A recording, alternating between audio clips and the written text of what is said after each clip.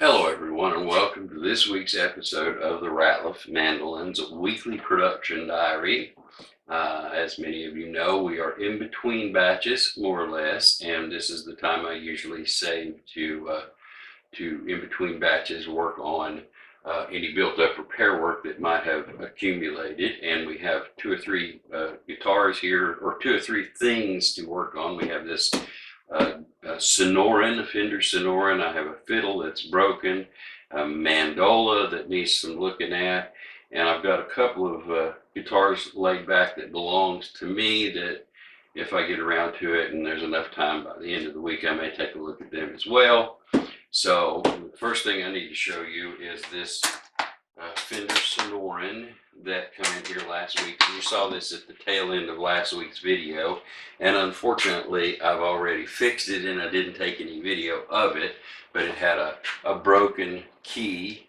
Button was broke off, and I did not have the right color of button. I had the right size of button, but not the right color.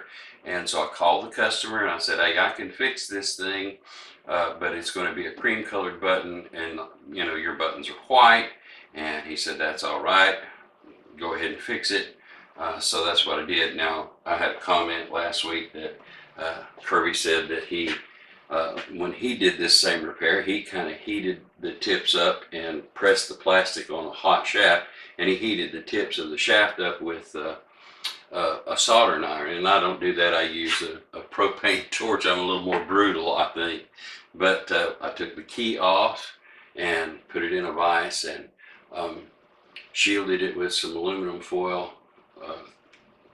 heated it up with the propane torch, and I also, that vise was sitting underneath the drill press, so I just hooked the button up in the drill press and just pressed it right on down on the shaft, melted the plastic around the shaft, and everything works very well. And so now we have this this guitar that is, although it's got a cream colored tuner against all of the rest of the white ones, it's perfectly functional.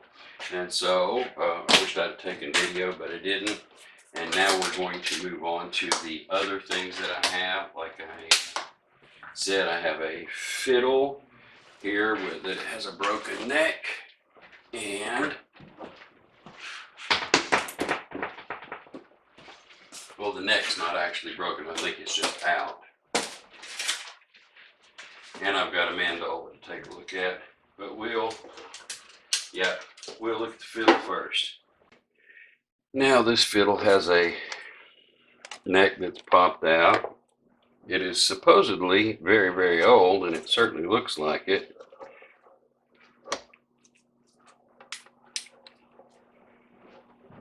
It's got a printed label in it. It's really hard to read, but I see 1794. Obviously it's German. Würzburg is on it. And over here it has a obviously printed label. This just says 2766. I doubt it's from 1794. I'm no fiddle expert. It's certainly an old one and a very well built one, and we need to glue that neck back in. I don't have any hide glue, but I've got some fish glue that should do the job. So we're going to glue the neck back in and see if we can't get it strung back up and playable, and maybe clean up just a little bit of the filth and crud that's all over it while we're at it. I'm going to start by just cleaning up the wood splinters and leftover glue from the last glue job and test fitting it into the body until I get what I want. So that's where we're going to start, just kind of cleaning everything up.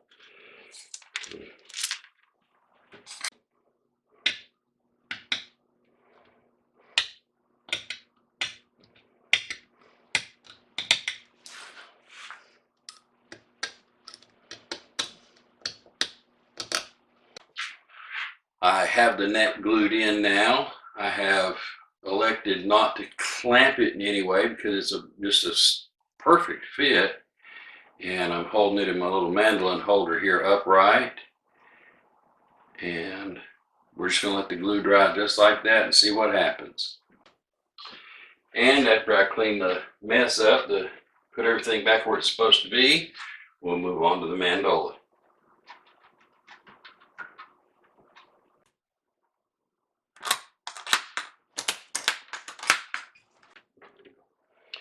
Now what we have here is a Ratliff mandola from 1996.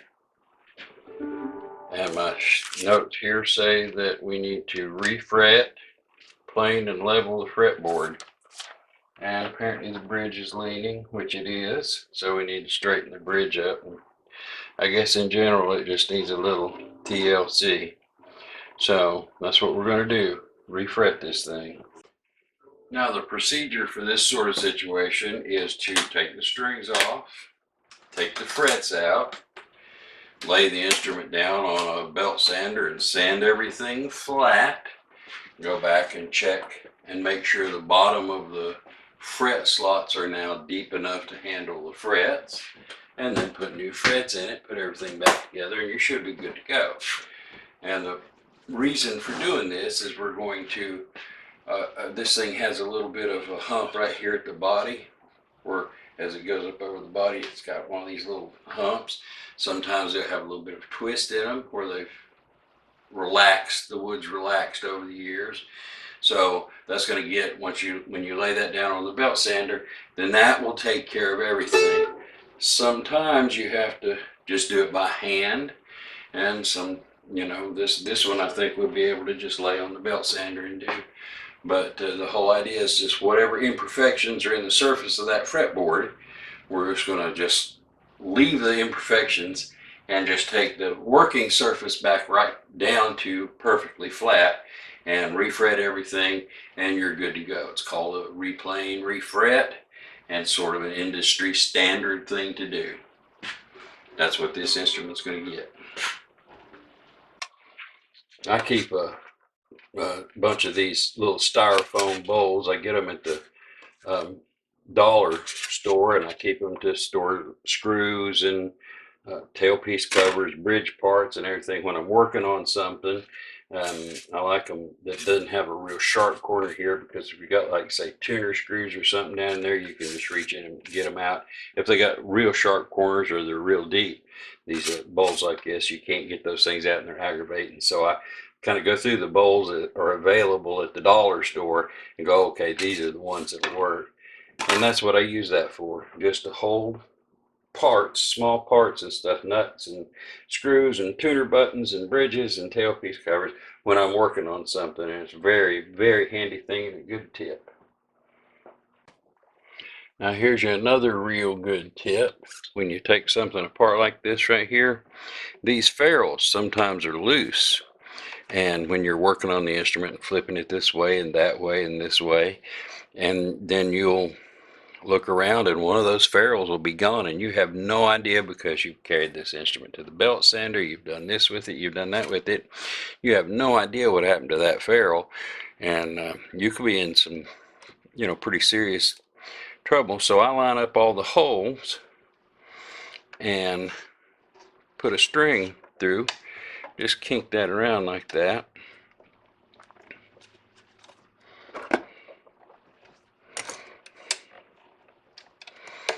And now none of those ferrules can get away from me. They come out, they get caught. And that's how I do that.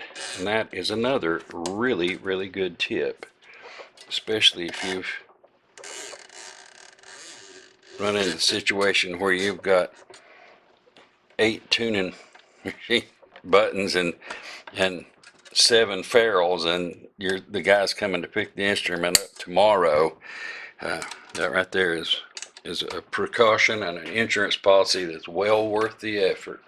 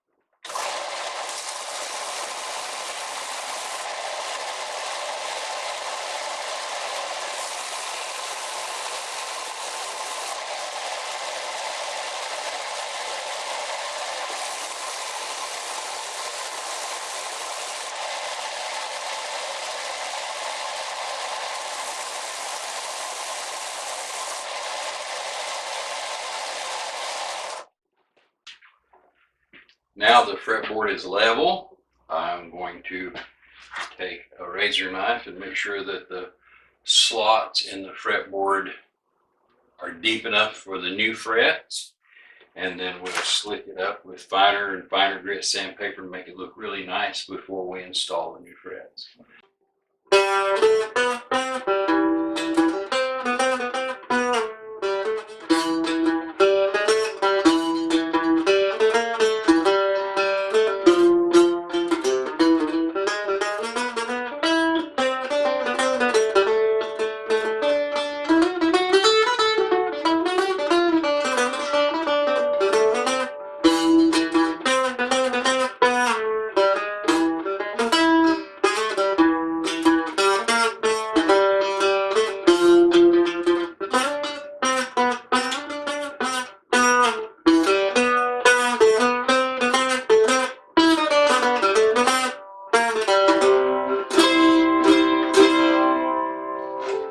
Well, there we have it. The Mandola is fixed and ready to go back to its customer. What I've done was planed the fretboard, refretted the thing, did a little bit of bridge work, and really that's about all I've done. So this is a pretty old thing. I think it was made in 1996. It's in really good shape, and that's the repair of the Mandola this week. And so it's time to move on to yet another project.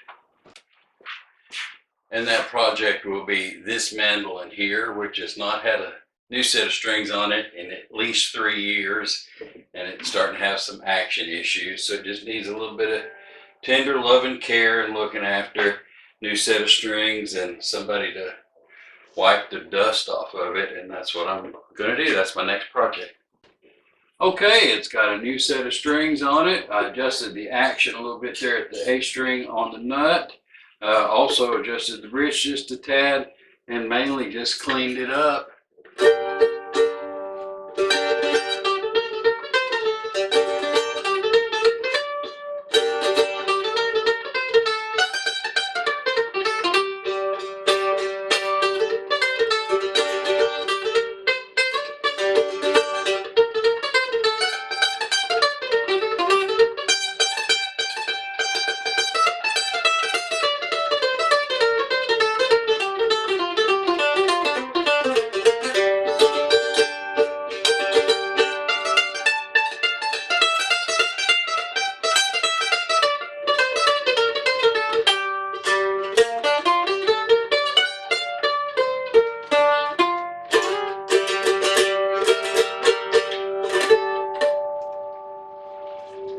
Now I just need to clip off the excess strings, give it a haircut, and hang it back on the wall.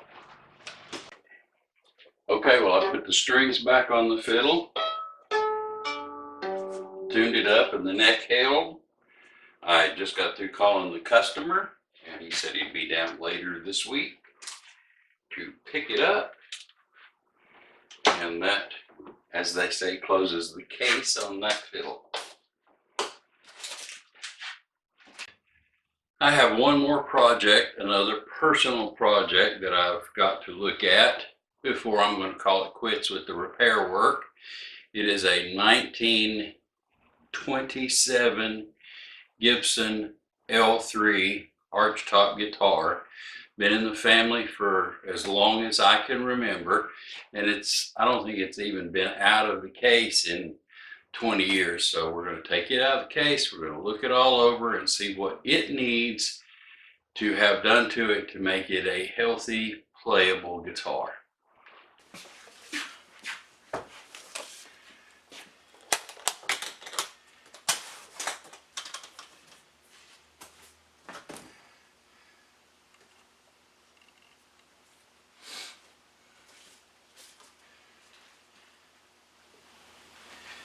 I take that back, it's a 1925.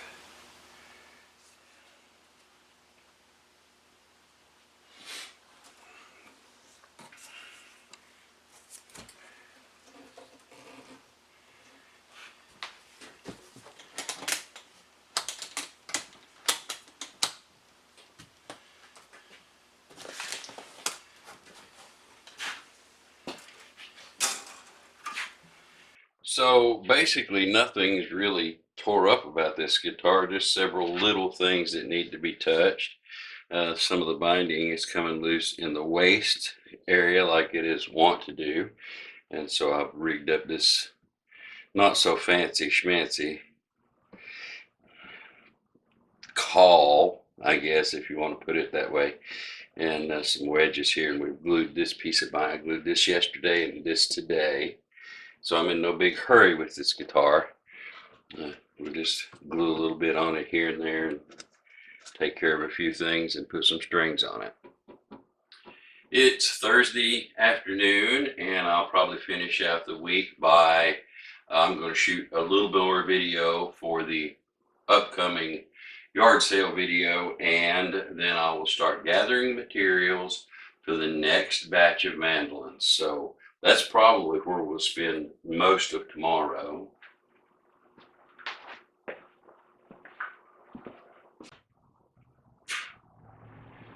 Okay, now let me share with you where most of Friday has been spent already, and where the rest of Friday is going to be spent. We'll be gathering material for the next batch of mandolins. Now, interestingly enough, the next batch of mandolins is only going to have 4 F styles, and the rest of them are going to be A styles. And this is really good because most of the A styles already have the body carcasses made and backs already cut out and necks already roughed out. So most of a good portion of the bulk work that takes up so much time at the beginning of a batch is not going to be here because that's already done. So mandolin number 1 obviously is an A style. Mandolin number 2, 3, 4, and 5 are F styles, and those are the ones that have the least done up till now. 6, 7, 8, 9, and 10 are going to be A styles, and they're laying here in pieces. And in fact, 9 is already got the neck installed. Really needs nothing more than just the fretboard on it.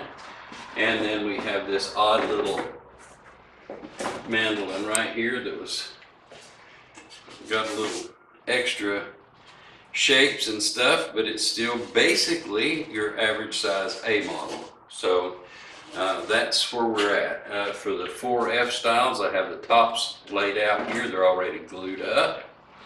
And for those same 4 F styles, I have 5 necks, so we're good for that. And one of them is going to be made specifically out of this board because the man who's the customer sent me this board to have it done and was gracious enough to tell me that I could use whatever was left over. So I've got it laid out so that we're going to cut what we need to cut out of this board and get as much out of it as we possibly can. So why don't I just stop right now and cut this board up and shoot some footage of me doing that, and we'll see what all we can get out of this board.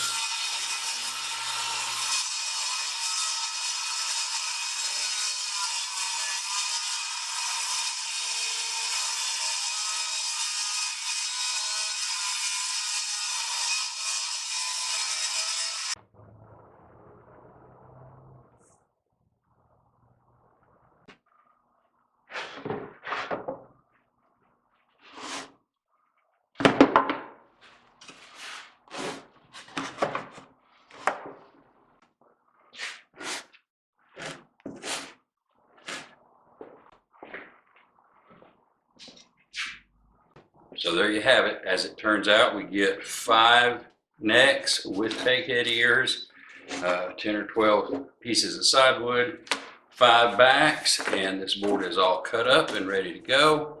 And we can start gluing things and sanding things and doing all sorts of fun things in next week's episode of the Ratliff Mandolins, a weekly production diary, and I certainly hope that you will join me then next week. Bye.